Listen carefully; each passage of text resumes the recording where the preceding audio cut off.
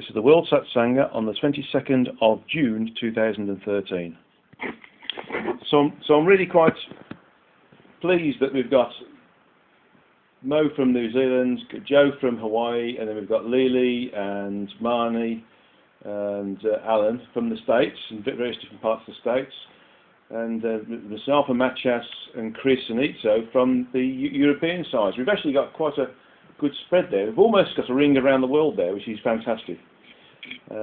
Excellent. Now then,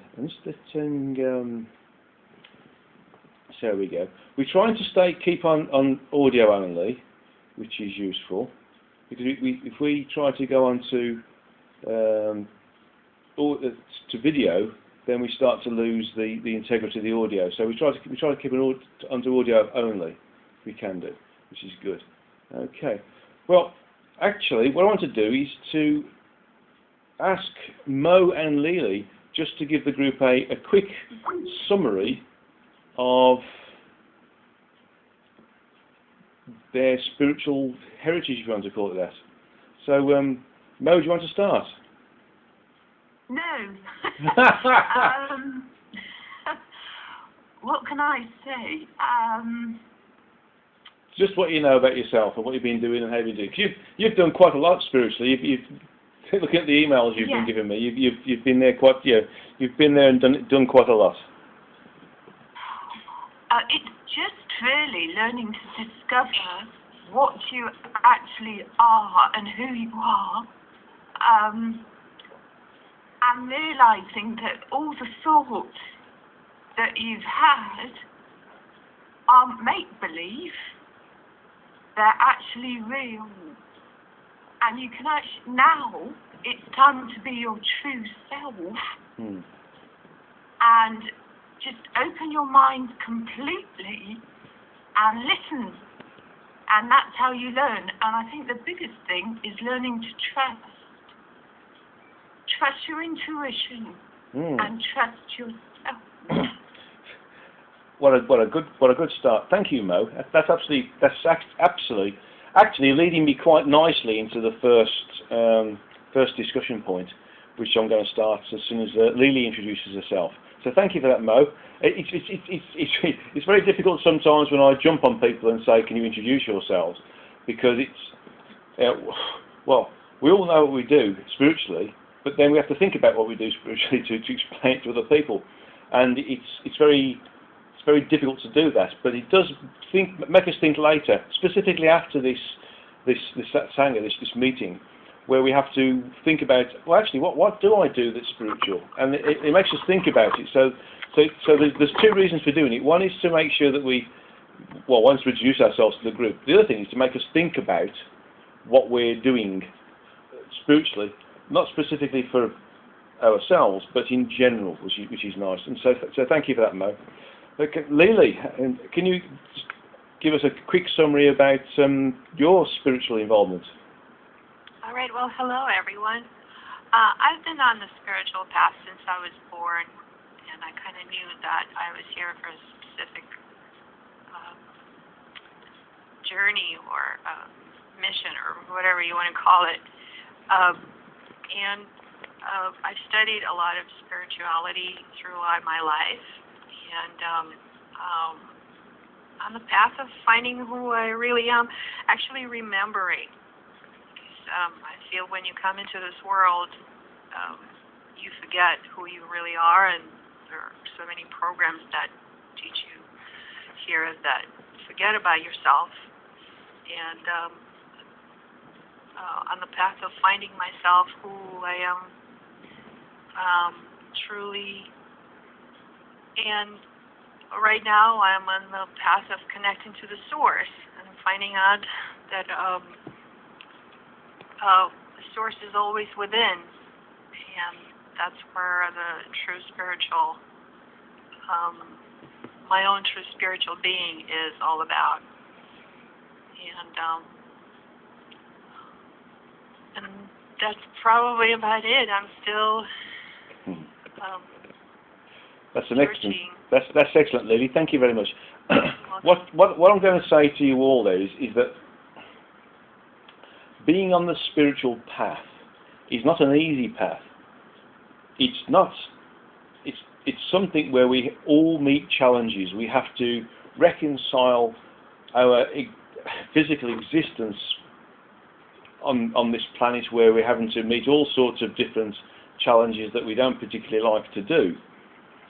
But also we have to reconcile the fact that we are something bigger, and we're part of something bigger, which is outside of this realm. But we don't always, and in fact most people don't, specifically perceive or have any form of contact with normally. So, in essence, when we are embarking upon something which we know deep down, and therefore have a belief system about, because we feel it ourselves, I mean, we talk to other people about it, and they give us similar responses to their own experiences.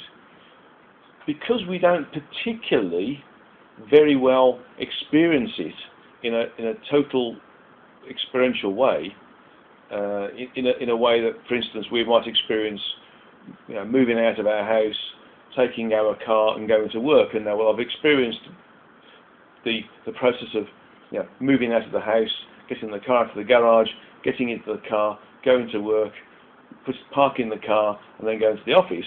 That we can understand.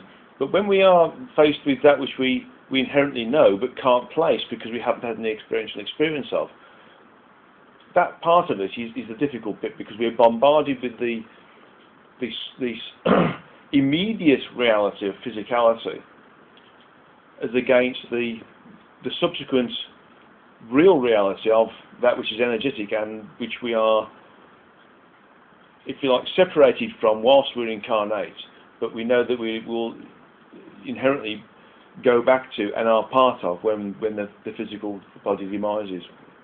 So it's very difficult to be on the spiritual path. Everybody that I know of or who have read about who's on the spiritual path and who's being a servant for broadcasting the greater reality to those who are looking to be truth seekers or are truth seekers or advanced truth seekers, find it difficult. Everybody finds it difficult, no matter who they are, whether they're well-known gurus or whether they're people just starting out in the path, or whether they're people who are just starting to become aware and awake. Everybody has difficulties. So it's the mere process of it is a challenge in its own right. And the mere fact that we're embracing it is wonderful, because we can easily just walk away from it and go, okay, this is something that I can't grab hold of and work with from a physical sense, and therefore I'll abandon it. But at the end of the day, we're not. We're keeping going with it, and we have we're building upon that which we're working with as a belief system, and trying to put the jigsaw puzzle in place to make it more than a belief system, more of an experiential knowing system, which is where we're working with. And when we've got that, and we fully understand, and we fully know, we fully experience that which is part of the greater reality, then we can move forwards, knowing that anything that happens in the physical really is only of the physical, and we're not part of the physical. And although we have to deal with it, it's not going to ultimately cause us any harm. So this is a very important part of being in the physical. And everybody, and I'm not going to draw any demarcation lines. Anybody and everybody experiences this level of difficulty with dealing with the physical, specifically when they are becoming aware and awake.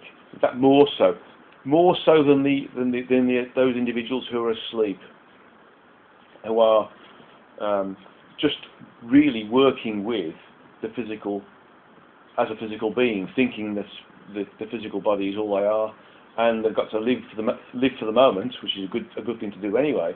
But they've got to really embrace their life and make the most of their life, because they're going to be dead in X number of years' time. They are truly in the physical, whereas we are working with outside of the physical, and therefore it's harder for us to reconcile and work with it. Whereas these individuals who are, their role is to experience it in a completely isolated situation. They are in total isolation to what we're experiencing, so they don't have the same level of interaction with other stimuli, as it were, to work with. Okay, brilliant. So what I want to do now is to actually talk about coordination with the source and maintaining individuality whilst in oneness. Now, this, if you like, what Mo said was an interesting lead into this, because it's like, and also Lily mentioned about being with the source, because the source is what we are. And I wrote this, the agenda to talk about this before I experienced what I experienced in Crete, literally about 5 days, 6 days ago, where I was sitting in an old MG that I've got on a mountainside, and I was writing some of the channel texts that I was picking up at the same time for my 5th book, the Origin Speaks, and I didn't fully understand up until that point, although I intellectually knew, I didn't really experientially know that although we are individually created from the source as individualized units of the source to experience the minute detail of that which is the source, from the perspective of the environment that is created for us to do this, which is the multiverse, in actuality, everything about us is part of the origin, that which created the source and the other source entities, that which is all there is in the Hindu text. There's nothing beyond that. It is the greater part of it. And that although we are individualized, we are really part of the source and therefore part of the origin. We don't really have any individuality. What we are is specialisms of that greater, higher level of individuality, which is the source and therefore and is therefore the origin. So we maintain our individuality because we are in grace of the origin, which is looking at the source and the other source entities and saying, well, actually, what they've created in these other individualized units of self, of their self, to look at the minute detail of what they are. And it's saying, well, actually, that what they're experiencing is good. It's progressing. They're progressing. Their source entities are progressing as a result of what they're experiencing and how they're learning and subsequently evolving and moving forwards with. And therefore, I'm progressing. So I'm going to leave it as it is, because the origin could, if it decided, wipe the slate clean and just completely start again, as could our own source if it decided that which was operating within its multiverse wasn't giving it or generating the evolutionary content that it would expect to see. In essence, though, luckily, everything is being in excess of the expectation of what's being generated from an evolutionary and progressive sense. So we are staying here. So what we have is a level of, and it's difficult to explain this, we are ultimately aspects of the origin through the creativity of the source. The source was created by the origin and we were created by the source. But ultimately, all of us, everybody on this Satsanga, everybody in this on the planet, everybody in the galaxy, everybody in the physical universe, including those frequencies that are beyond our visual range, everything within the multiverse, and including everything within the other source sensitive multiverses, are all part of the origin. So we are in a state of coordination, that perspective. We are specialisms of a greater functionality, if you want to call it that. That functionality is the sentient self-awareness of a larger entity, a larger energetic individualized entity. That individualization being the recognition of self in that respect. And because we have our own recognition of self, we're also individualized. So whilst we are individualized as aspects of specialisms that the source has created, with the view to working with the environment that's created and experiencing more to get into the fine detail, we're also individualized specialisms or individualized units of specialized functionality that are part of the origin as well. So what I'm trying to get to here is that although we are individual whilst incarnate, we still maintain our individuality in a larger sense when we disincarnate, because the aspect of us that is projected into the physical returns to that greater aspect of self and reintegrates with all of the memories and the experiences and the evolutionary content that our true energetic self accrues as a result of the other projections into various different aspects of the multiverse that it's doing to accelerate its own evolutionary content. So we have a level of coordination, and then coordination is a wonderful word that I found from a science fiction author called Julian May back in the 1980s, that explains how individuality can still maintain individuality whilst also being in oneness. And that is, it's almost like we have a collective sense, but we're still individualized. It's like the cells in the body that are part of the collective that is the body, but they have individual purpose. They have a job to do. They're a liver cell, they're a heart cell, they're a brain cell, they're an eye cell. They know they've got to do certain functionalities within that smaller environment they have to work within. And it knows it needs to work within a certain period of time before it needs to demise, so that its physicality can be reused, and therefore the liver cell can regenerate the liver itself can regenerate new cells. So, and this is the same with within the aspect of the source, and ultimately the origin. So we are individualized because of our specialism.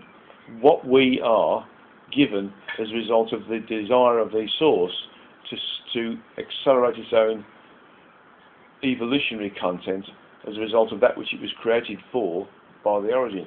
But because we specialize in what we're doing, we accrue our own evolutionary content, we become individualized as a result of that. It's a little bit like if we all went out cycling on our push bikes and we all went down the same road, we would all be experiencing that cycle ride differently. Some of us would be looking down at our wheels on the road. Some of us would be looking to the left of us, seeing what's on the left-hand side of the road that we're looking at. Some of us would be looking at the right-hand side of the road. Some of us would be looking towards the sky. Some of us would be listening to our iPods, for instance. All of these different things are how we experience the same environment. So we're all individualized because we experience the same thing in an individual way. So we still maintain our individuality because of this functionality that we have of accruing data, or memory, if you want to call it that. So irrespective of our individuality and our ultimate oneness within the source, and therefore the origin, we still have this individuality that's there, because we are still part of our ability to maintain individualized experience. And that individualized experience creates this word coordination. We are specialized individualized units of the source, of which the source is a specialized individual unit of the origin. And because we maintain our specialism, because we've individually accrued experience, learning and evolutionary content, we maintain that individuality, even though we are in essence a microcosm, a much smaller aspect, a specialized aspect of a much larger entity. So when we return to our energetic self, and when our true energetic self, when it goes through its full evolutionary cycle, returns back to the top energy set that's associated with the source, and enters into coordination, it still maintains individuality as a result of that. Even though we are specialized units of the source, we still maintain this individuality. And it's like these cells in the body where they've all got things to do, but they're part of a bigger function, which is part of a bigger function. So the cells in a liver cell, in the previous example, are part of a bigger function. That's of being of a liver, of the liver. But within the liver, there's sections of the liver that do different things. So that's a microcosm within that particular section. Above the liver performs a function for the rest of the body. It's part of the renal system, and the body performs a bigger function in terms of providing a habitat for an energetic aspect of a larger being, which is what we are right now. So the way we maintain individuality whilst in oneness is to really focus upon what we experience.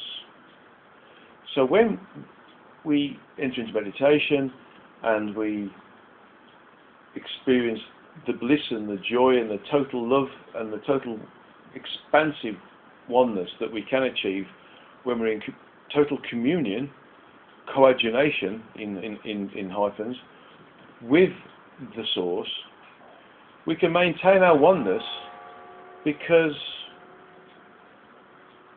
or so to say, our individuality, because we have a set of experiences that are individualized to what us in our energetic and recently incarnate self has accrued.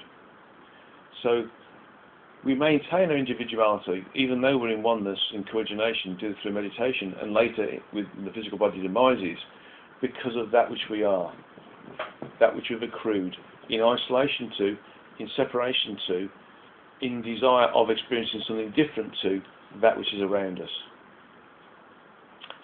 That's very deep. Does anybody have any questions on that at all? I have a question regarding how to keep a balance of being an individual here in this world, in this polarity, and also being connected to the source and higher energies and frequencies. And not to go down and up and down, the frequencies, and just in balance. That's a very interesting question, and it's very difficult to answer, I have to say. But whilst you've been finishing off the question, I've been picking up the information from the greater reality, as it were. And the answer is basically, the balance is the need to work in the physical whilst we're here. We can maintain this contact with the greater reality and, if you like, recharge our batteries by meditation, by contact with, by coordination with, by being part of the energies associated with the source whilst incarnate. But ultimately, we need to work with the physical because that's why we're here. So the trick is, the balance is, experientially knowing and understanding that we are part of a greater reality, and that greater reality is what we truly are, but knowing that we have to work in the physical because we've come here to work on various different levels of experience in this low frequency environment. And so we need to be working in the physical but not be of the physical. So when things become a challenge to us, we need to recognize them as what they are. They're challenges. But they're not unsurmountable challenges because we know we're part of something much bigger. And when we understand and know this, we can stand back from the immediacy of the issues that we're facing and meditate and ask for help in how to solve the issues that we have around us. And therefore we will get answers. Now the answers we might not like because we might have, if you like, a desire to move in a certain direction based upon previous levels of specialised experience and knowing what we're good at or what we think we're good at working in the physical. But what we might be needing to do is move somewhere completely different. So we might need to go in a completely different direction. So when we try to move back into an old position, for instance, where we know we can do a certain job with a certain level of skill that gives us a certain level of financial compensation, we might feel completely sick at heart in having to do that. Whereas we might feel delight and wonder and bliss at doing something completely different that pays us half of the compensation, because that is the way we're supposed to be going, as it were, because we've decided at some point in our physical existence we're having to move with the plan that we've created before we incarnate.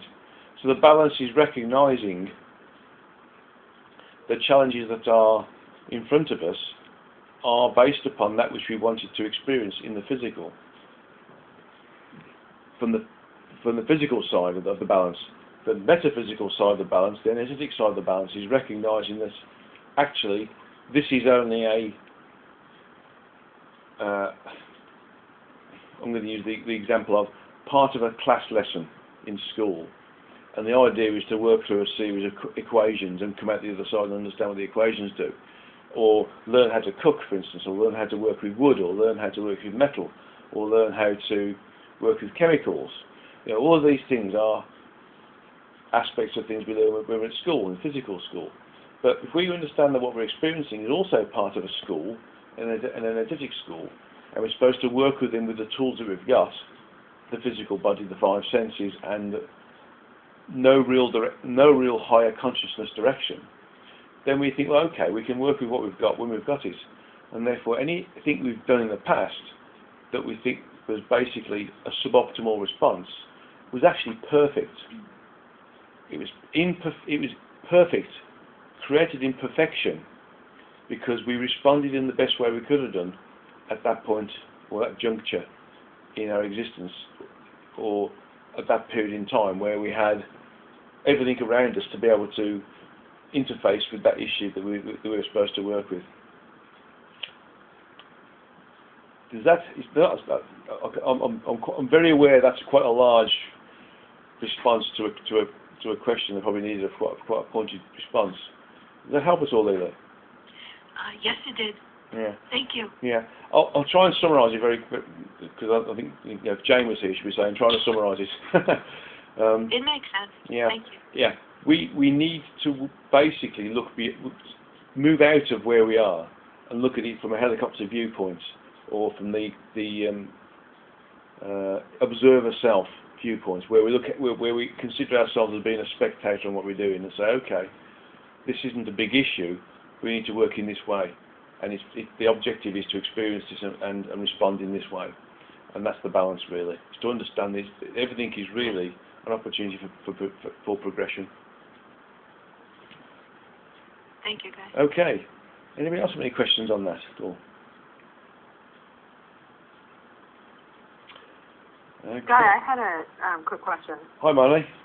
Hi. So when you're talking about the individual being part of the source, but being an individualized packet, if you will, that isn't really an individual and is part of this bigger conglomeration of the source, to summarize, and sorry. Mm-hmm.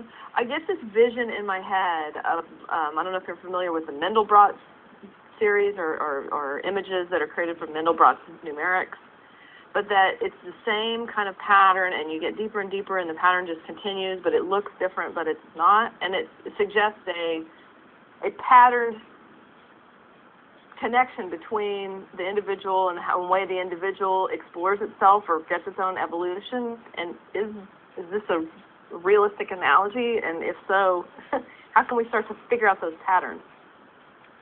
I've actually not experienced the Mandelbrot series of explanations. Like Paisleys. They're like Paisleys, where you go deeper and deeper in, and they get more of the same repeating pattern as you get closer. And okay. Yeah. I think I have seen those.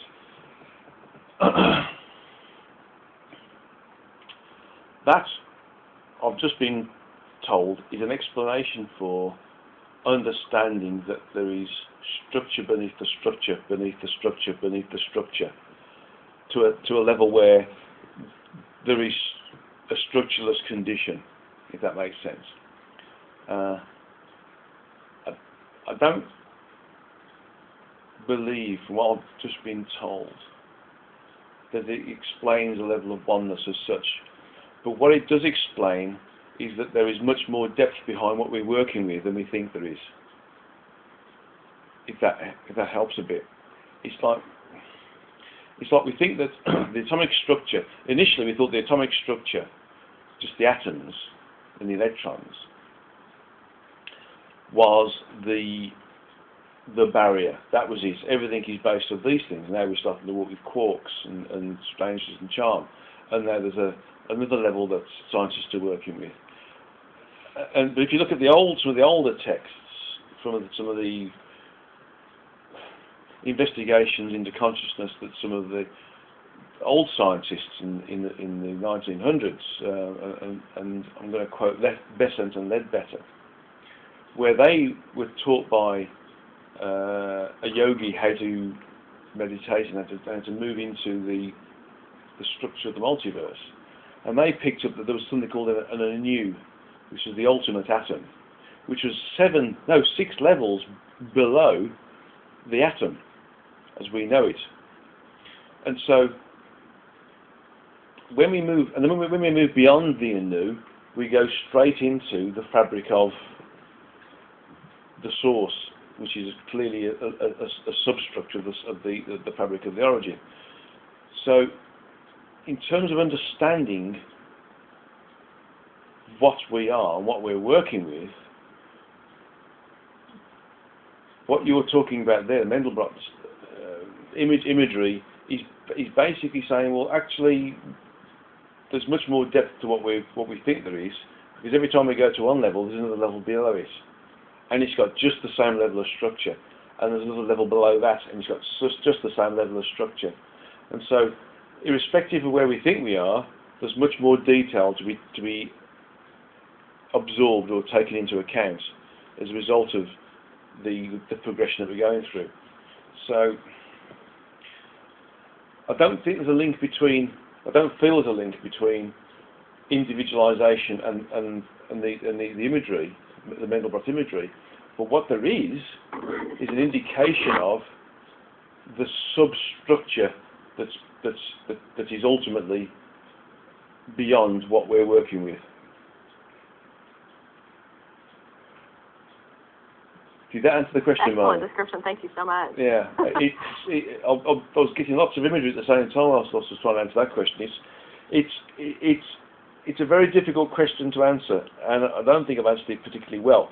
But it's to do with really recognising that there's much more to it than meets the eye, and therefore we need to dig deeper in what we're doing to understand what we truly are. So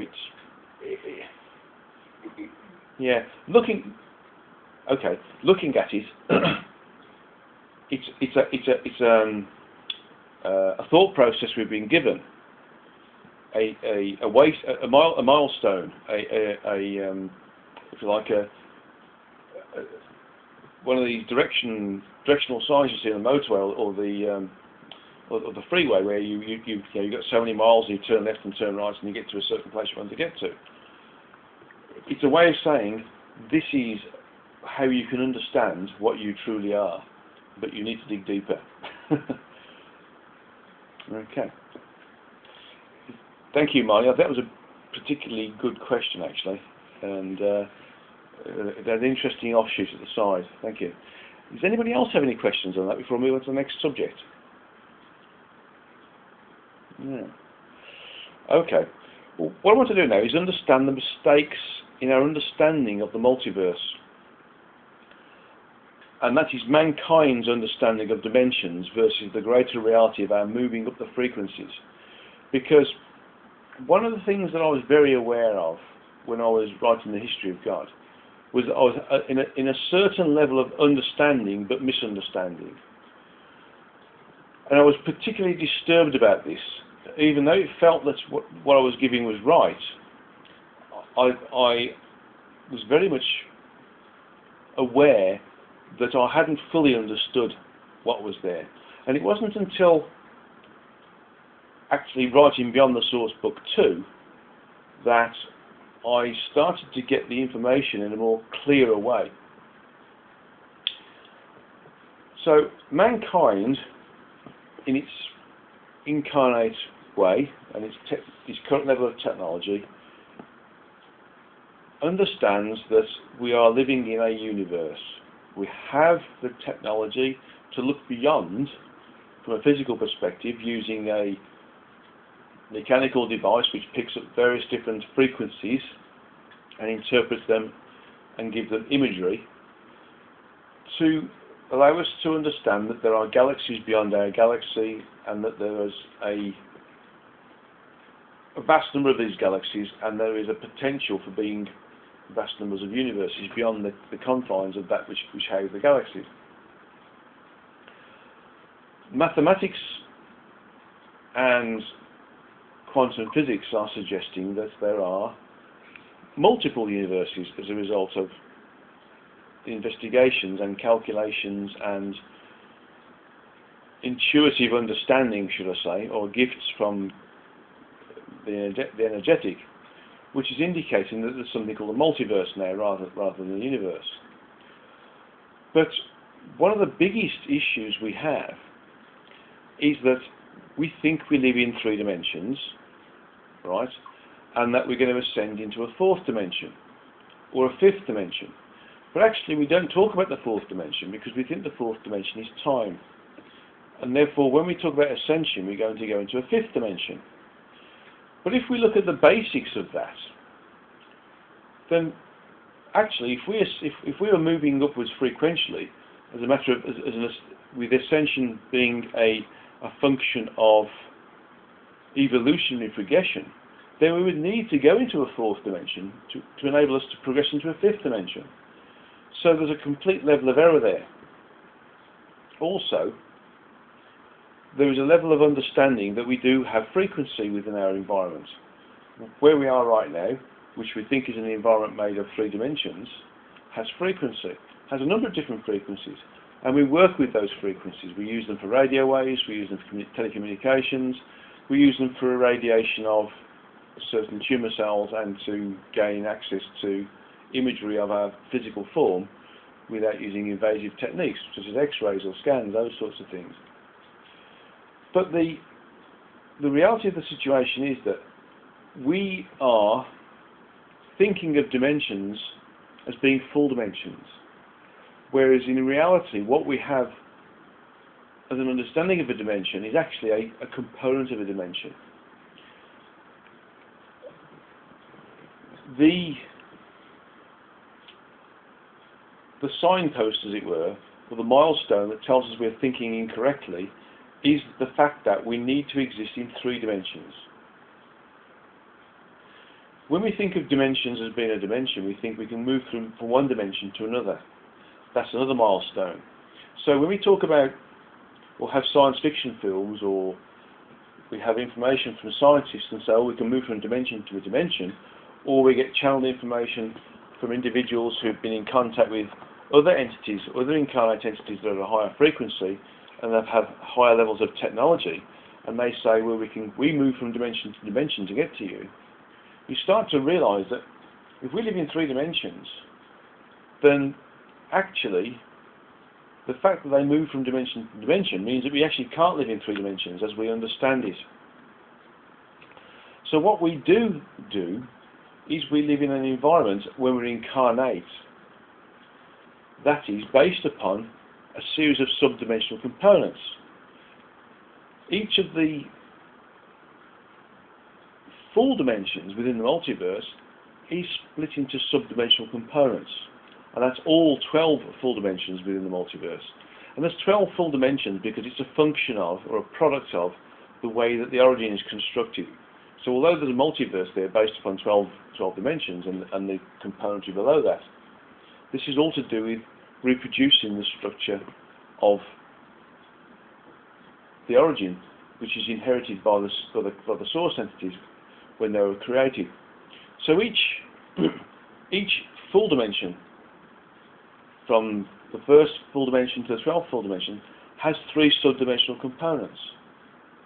Now, if we ignore the first full dimension, which is where the incarnate vehicle we use exists within, and move up to the second full dimension, we're in a situation where we're in a completely higher set of frequency levels, because all of the full dimensions are filled with frequency bands that work.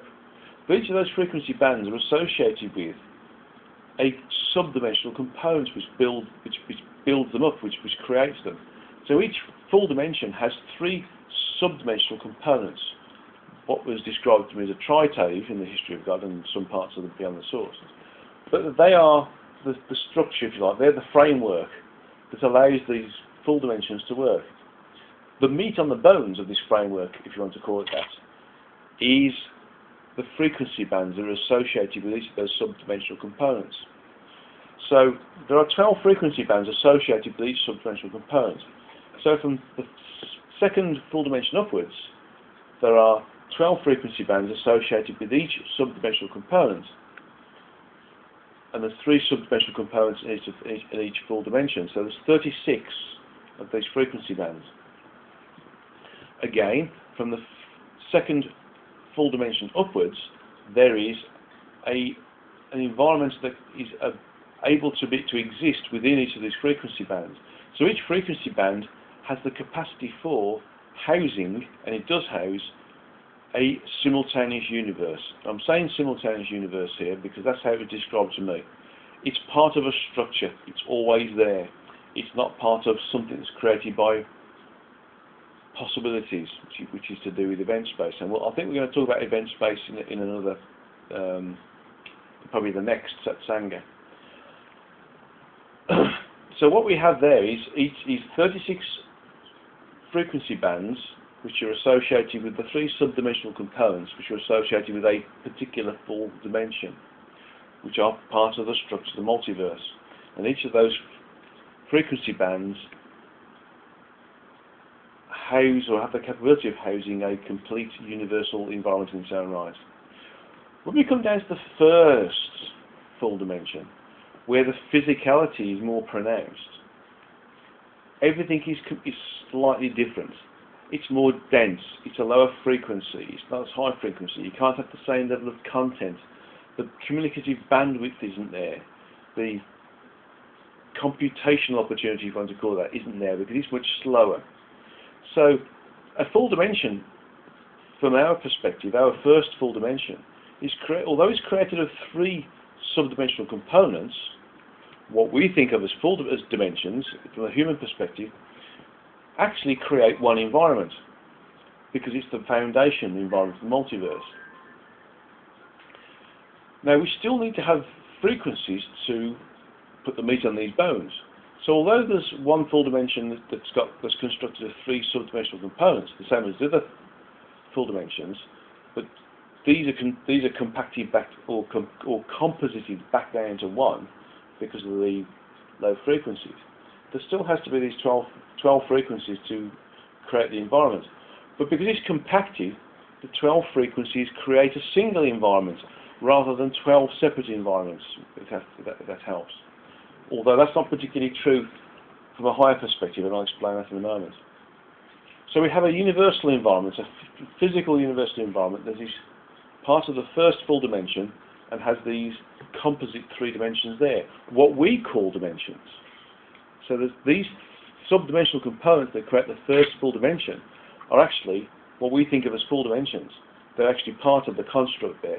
And this is a memory, this is an energetic memory of some part of the truth that we bring in with us when we incarnate, and which has stuck with us, and which has caused a bit of confusion now, because it's starting to become obvious that this isn't particularly true, because we can't ascend into the 5th dimension without miss out the 4th dimension. So there's little things there, little inaccuracies there that are coming out that show us that actually what we're working with, what we're experiencing, is not specifically correct. Now, the physical universe has these 12 frequency bands, and the human form uses and can occupy 10 of those frequency bands. The physical aspect that we see with our human eye is represented by 3 of those frequency bands. So what we don't see with our form is frequency levels 4, 5, 6, up to 10. Now, there are other aspects of the physical universe where there are entities that are still incarnate that aren't part of the first 3 frequency bands. They're incarnate in the 4th frequency band, or the 5th, or the 6th, up to 12. So they're still incarnate entities, but they're a higher frequency than the physical form we call the human body, and other forms that are the similar level of frequency. But they're nevertheless incarnate, but they are beyond our sensory perception, as it were, whether it's physical eyes, the audio system, taste and smell, those sorts of things. So the issue is really the mistake in mankind's understanding is believing that the subdimensional component is a full dimension, and this is something that took me by surprise, literally a year and a half ago, where I suddenly started to understand, because it was the time for me to understand, that which I thought was part of the structure of the universe was actually an incorrect understanding based upon my human programming, as it were. Everybody around me, everything I learned, everything I saw, everything I read, everything I was taught, indicated that this is what we exist within, when in reality it was something different. But the difference was only based upon a lack of detailed information. So, just very quickly summarising this, is that if we was to think of where we are from a frequential perspective only, and forget dimensions or subdimensional components, and forget full dimensions, but we're actually just part of a set of frequencies, we wouldn't have this aspect of misunderstanding of where we are, what we think we are, from a dimensional perspective or an ascension perspective. We would be in total understanding that we're moving up the frequencies, whether we're incarnate or disincarnate in our true energetic self's embodiment, as you might want to call it that. So we can therefore recognise that really understanding dimensions doesn't matter. It's all about understanding that we move up the frequencies, and it's the frequencies that give us the environments to move within, whether energetic or incarnate, and allow us to experience different things. And as we experience, we evolve, we learn, we progress, and we gain access to these higher frequencies. And it's these higher frequencies that we should be working with. I'm not worrying so much about things like dimensions, because dimensions are a higher part of the structure. The subdimensional components are a higher part of the structure of the multiverse, which are above the frequencies, and the full dimensions are a higher part of the structure above the subdimensional components. But really, we don't need to understand. We don't need to worry about that. All we need to be concerned with is the frequencies themselves. Any questions on that? Because that's quite an in-depth explanation of why really mankind gets mixed up, or he's currently running a thought process which is in error, because it's thinking in terms of a structural situation which is incomplete.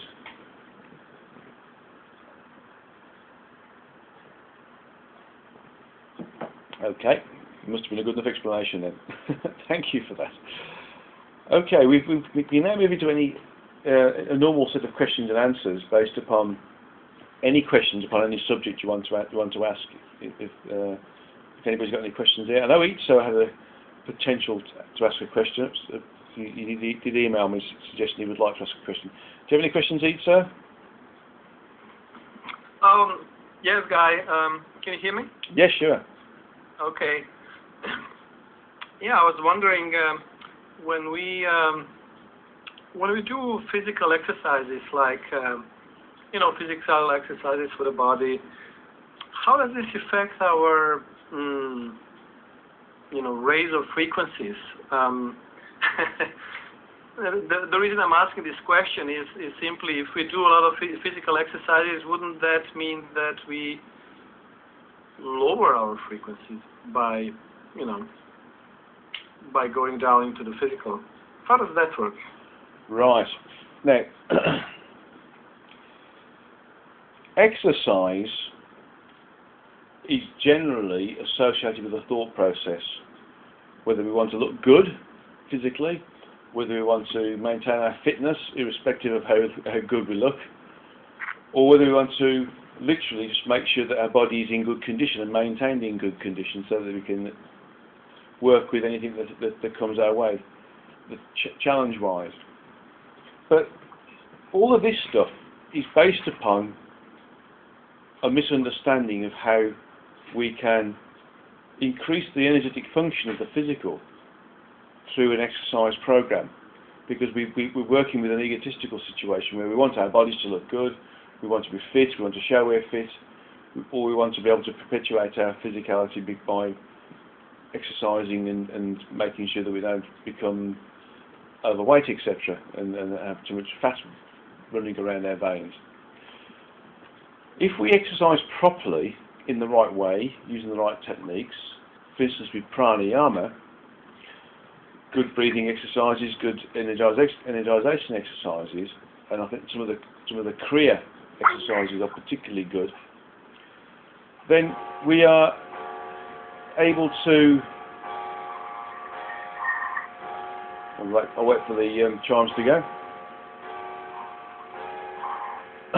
We're able to actually use physical exercise with the right level of mental aspect to it to increase the functionality of the physical form and increase the energetic content of the physical form, as long as we know what we're doing.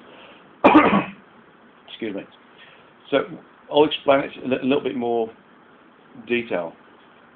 If we understood how to do a certain exercise in a certain way, with a certain thought process happening at the same time, we would be able to attract energies to the physical form that are not normally attracted to the physical form, and therefore energize the physical form. And in doing that, we give it energy. And if we understood how to do this properly, then we wouldn't need to bring on board to the physical form the energies that we generate by eating food, for instance, because we're generating the energies associated with the other 70% of the physical form that we don't see or understand. The meridian system, for instance, the chakra system, the mini and minor chakra systems, the energy system, the auric layers, all of these different things are associated with the human form factor. We can energize these things, and that energy can go down into the physical and sustain the physical in totality without the need for any physical fuels. There's no need for a metabolism to work, because we're working with the prana, if you like, the orgone in the cosmic energy that's there, that's free, that we're ultimately part of anyway. So physical exercise in its own right is good for the physical form. But if we did some investigation and worked with the right type of exercise, with the right type of thought process behind it, and we had the right level of training, then we could do a much better job of our exercise regime, because we would not only be exercising the physical form, we'd also be exercising the energetic form as well. Does that help, Peter? Yes, thank you. Yeah. So exercise in its own right is fine, but try to find exercises that are based upon an energetic situation where you're getting information, through from the source or from wherever, and it's helping you to understand how to sustain your body energetically rather than physically as well. Okay. Any other questions there from anybody else before we move on to the meditation at all?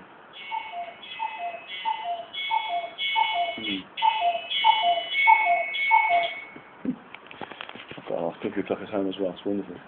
Anybody else got any questions quickly? No? Okay. So what I want to do now is go into the end of meeting meditation. And what I want to do is for us all to experience the source.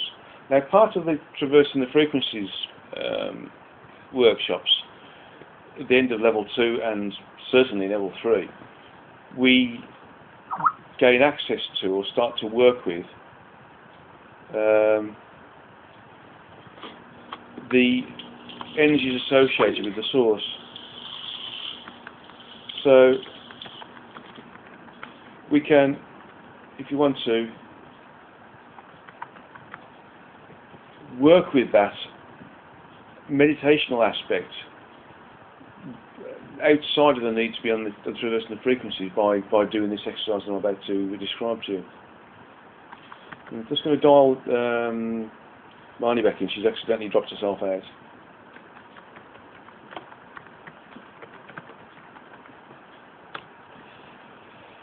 So let's all do what we do normally, and for Mo and for Lily this is going to be new, so I'll just explain what as we go along. Okay.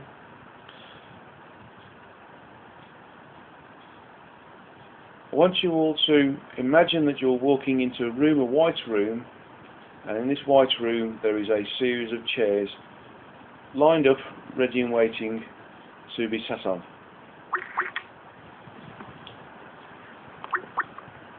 So within this group of chairs, I'm actually sitting down on one of these group of chairs. So I want you to position your chair either to the left of me or to the right of me.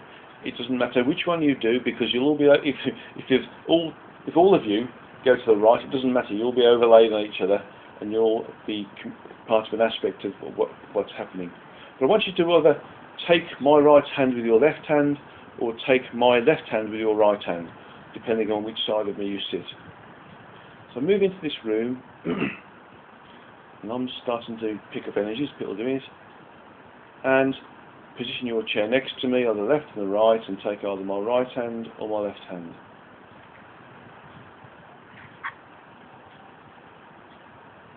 Okay, let's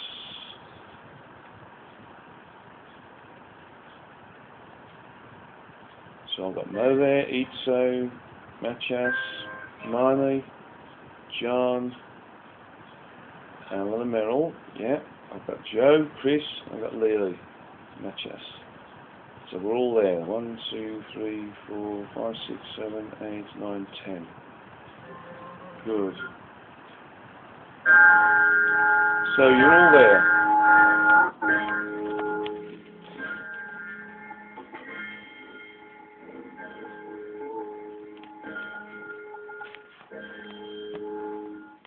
And what we're going to do now is I want you to just imagine that with me, you're moving with me as we rise up through the ceiling of the room. We go out above the house that we're in, which is represented by this white room. We move up and beyond the ceiling, out from the roof.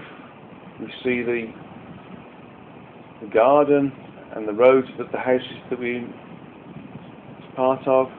We move further out, we start to see this suburb the house is in. Further up we start to see the city that the suburb's in. We go further up we start to see the country that the city's in. Further out we start to see the different countries of the world. We go further out we start to see the world as part of us, the planets within the solar system.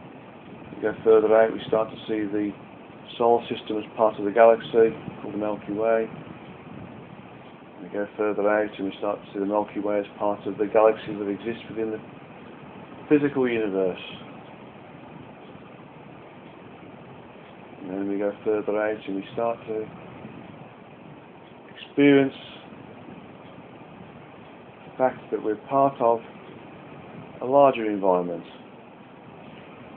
We move up to the edge, we go up the frequencies, past the physical universe, past frequency level 12, we go up to frequency level 50, 100, 150, 200, 250, 300, 350. You're all there with me. Good. 4, up to 400, and now 408. Where we are right now is right on the edge. Imagine that we're now right on the edge of the environment that's called the multiverse. Imagine this is a sphere, and we're just on the inside of the skin, at the outside of the sphere.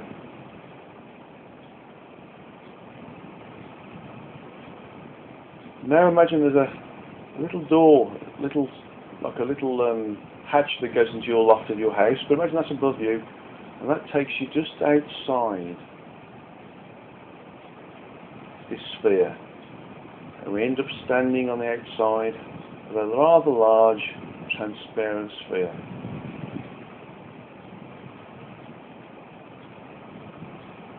And as we look below and look at that which is beneath our feet, which is below this transparent sphere, we start to see what is, in essence, 408 different spheres, all within this big sphere. This is a representation. It's not a true representation, but it gives us a good idea of what to work with.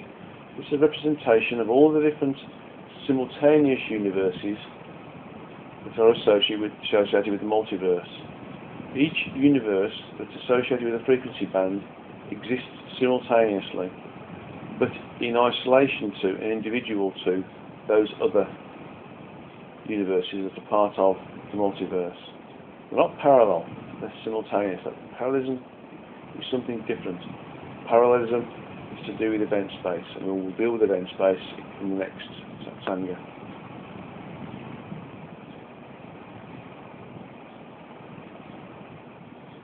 So we're now on the outer edge of the multiverse. We are outside of the environment that we normally work within, both from an incarnate perspective and from an energetic perspective.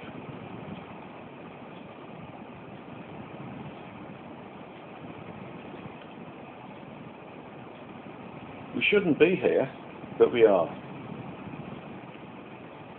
By the grace of the Source, we're allowed to move upwards beyond the confines of our environment, and are able to experience the other energies that are outside of our multiverse. These energies are part of the true energy set that is the Source.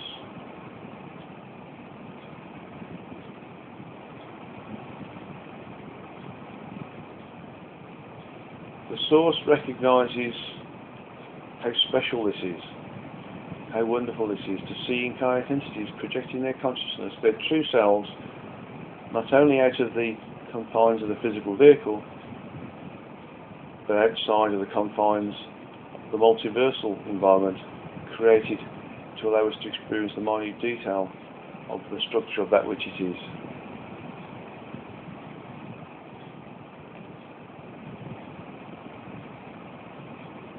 The Source is delighted that we are dedicated to knowing the truth.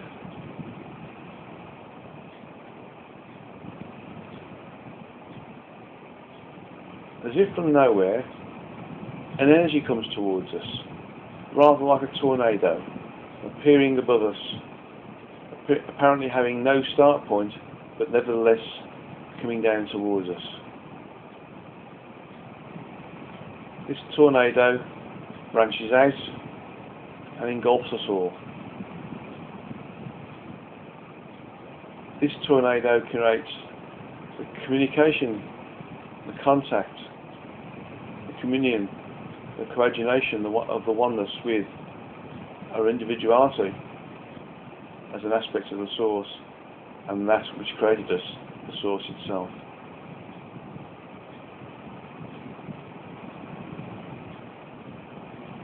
The energy moves within, without us. It pervades us. It is part of us. We are part of it. We are it. We are the energies that are projected onto us. We are the Source.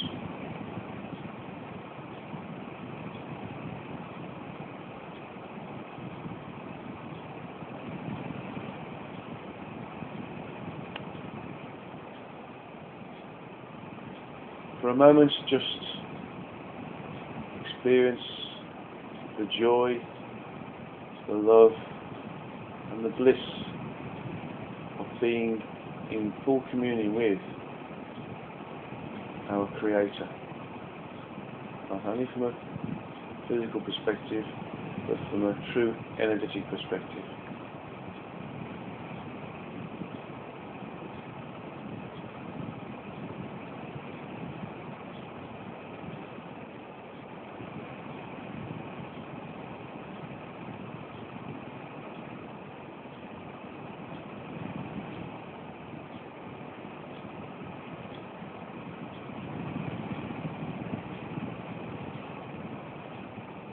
Although we maintain our individuality, we feel such expansive capacity. This is beyond our comprehension and beyond our reasoning. We are everywhere at once. We are no longer in a single location, whereas all points within that which is the source entity.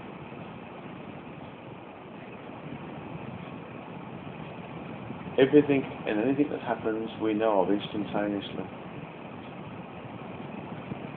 Anything and everything that an entity experiences, learns from, and evolves from, and subsequently progresses from, is absorbed by ourselves. As it progresses, as it evolves, so do we progress and evolve.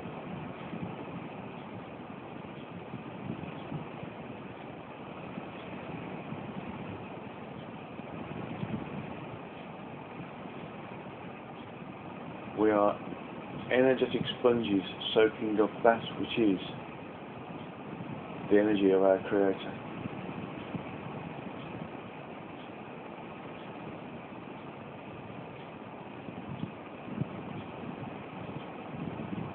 At this point we have no physicality. We have no stresses or strains or aches or pains. We are pure energy, and energy does not need any physical structure to work with.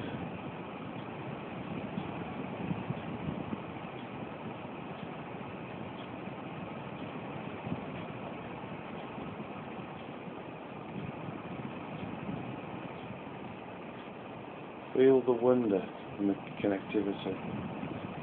Feel the opportunity for communion with that which we truly are. Feel the opportunity for understanding anything and everything that you feel is relevant to your current incarnation.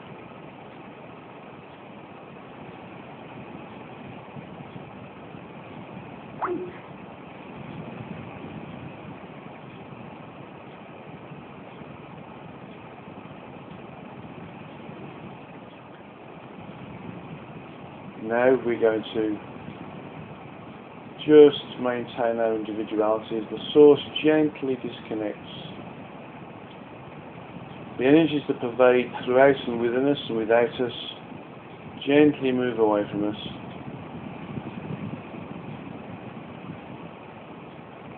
We are no longer individualized, but we become individual as the source disconnects, allowing our individuality to maintain itself. The tornado that came from nowhere gradually dissipates, and we become individualized again. Each of you holding either my left or my right hand on the outer skin of that transparent sphere that contains the multiverse.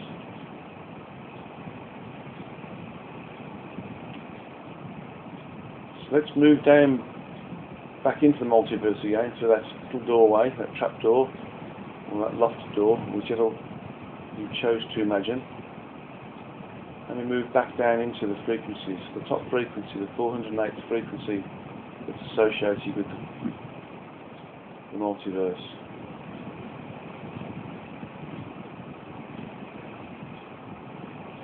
As we do so, that skin reheals, and we're now within the multiverse. And we move down. We go from the 408th to the 400th, to the 350th, to the 300th, to the 250th, to the 200th, to the 150th, to the 100th, to the 50th, 40th, 30th, the 10th, 9th, 8th, 7th, 6th, 5, 4, and we're into the 3 and 2s and 1s. And we now find as we move down back into the physical universe, we now see all the galaxies in front of us, and we zoom back into our own galaxy, and then we zoom back into our own solar system, and then we zoom back into the orbit around the Earth, and then we zoom back down to see the city where the house is in that holds this white room, and then we zoom down to see the suburb of the city in the country. We zoom down to see the house in the suburb, and then above the roof of the house we see the garden and the road the house is on. And we move down through the roof, back into the room, and back on the chair, holding either my left hand or my right hand, with your right hand or your left hand.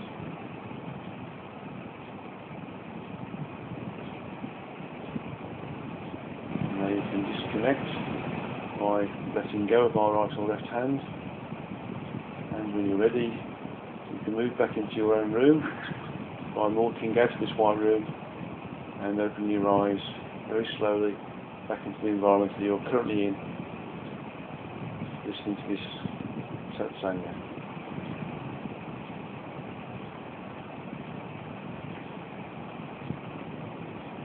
Okay, very gently open your eyes.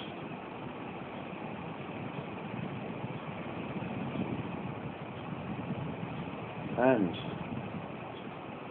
that was very intoxicating. How do you all feel after that, experiencing the energy of the source? Stunned silence. So I'll pick on somebody. How do you feel, Chris? Yeah. Good. How do you feel, Joe? It was a good, familiar feeling. We went past my special level that we established at the end of the second seminar, so it was a good experience. Thank you, Joe. Matias, how about you? Yes, but coming out, it was like experiencing a different kind of energy, and felt easy, light, and like coming home. Very great. Thank you. Good. Alan, how did you and Meryl feel? Very Right. good. Thank you, Right. Guy. Great love and great joy. Yeah. Gary, I want to say I've always had, I can call it a concept of what we call cosmic consciousness, but seeing that this was even beyond cosmic consciousness. From everything we've studied and what we've heard, and this is rather personal in our talks, Guy, when you had mentioned that we've talked about Yes. Yogananda and so on. Yes. You say whenever you meet, they are pronouns with great joy and great love. Absolutely. And I'm wondering if that's because we're getting beyond, or you are getting beyond cosmic consciousness. Well, cosmic consciousness is actually quite local to our true energetic self. We go beyond cosmic consciousness, we go beyond the consciousness that's associated with what our energies are. We go into the higher level of consciousness which is associated with the source. And then when we go beyond the source, if we're lucky enough to do that, then we get associated with the consciousness associated with the origin, which is a completely different experience. Thank you, Alan, and thank you, Meryl. Mo, how did you feel being your first ride, as it were? I've already been there this morning. Oh, good. Myself, but yeah, it was wonderful, absolutely wonderful to share. That was the difference. It's actually to share it with others. Fantastic. Thank you for that. Thank you. And Itza, how are you? Oh, it felt like being made of a lot of little pieces which are everywhere, you know, like floating everywhere.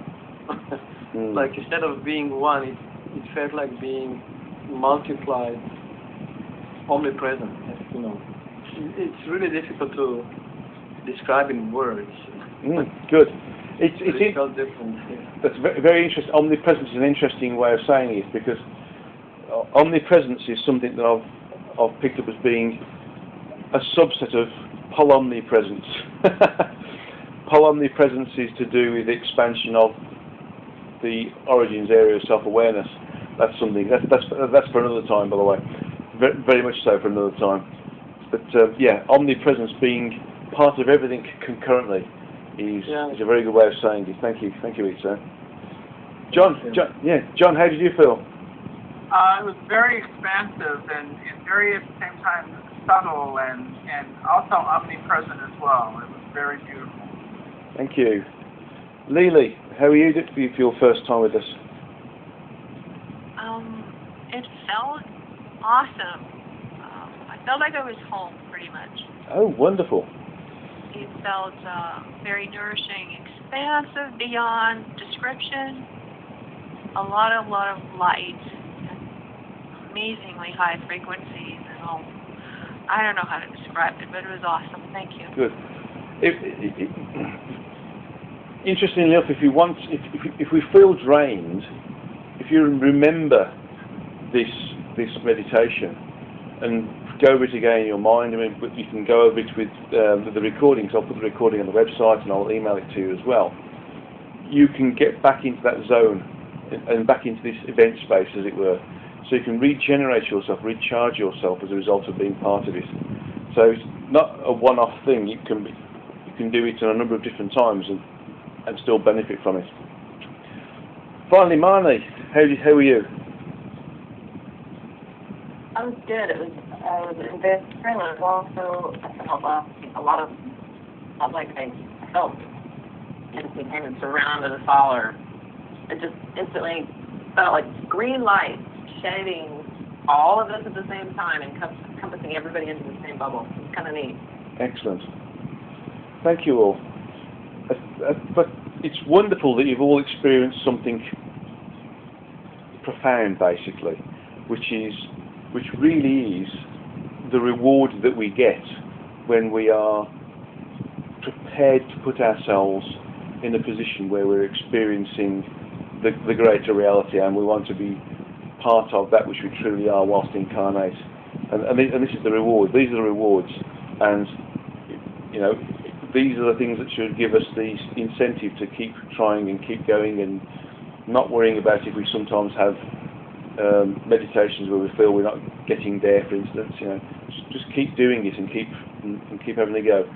But more importantly, if you want to, log into these, you know, get these recordings and be part of these recordings, because even though you've done them, you re-enter that event space as a multiple of what you are when you do it outside of this particular time frame, if you want to call it that, this particular event space. You come in from a previous event space or a future event space and come into this one, you multiply. So it's like two of you being there, as it were. So it helps augment your experience and your response to it as well, which is great. Okay, well this ends this particular World Satsanga. The next Satsanga is, I need to sort the time frame out because I'm going to be in the US for the Ozark Mountain Publishing Transformation Conference as of the middle of June, and I'm rather hoping that we might be able to do something at John's house, but a week later, during the lunchtime of the level 1, level 2 courses, John. I don't know how we can do that. Well, that would certainly work. We could do that. Okay. We managed to do it with Joe, which was really successful. I thank Joe for being a host in that one in March, which is great. But if it's possible, if John can hang on at the end, I'll have a quick chat to how we might be able to do that and how we are with the Redwood workshops. Well, thank you all very much for coming on board. Thank you all for your communications via emails and your energies and your desires to know the greater reality. It's always very encouraging to me, and it always spurs me on when there's people who want to experience more than just that which is immediately around them in the physicality. So thank you very, very much for being here and being part of the call. And namaste to you all, and I'll advise you of the next Satsanga, which will probably be in the 4th Saturday this time, because of the location of where I'll be in the States and where I can get access to the internet, but I'll let you know. So thank you very much, and good morning or good evening or good night to you all. Thank you. Thank you, guys. Thank you. Thank you. Thank you. Okay. Thank Okay. you. Bye everybody. Bye. Bye. Bye. Bye.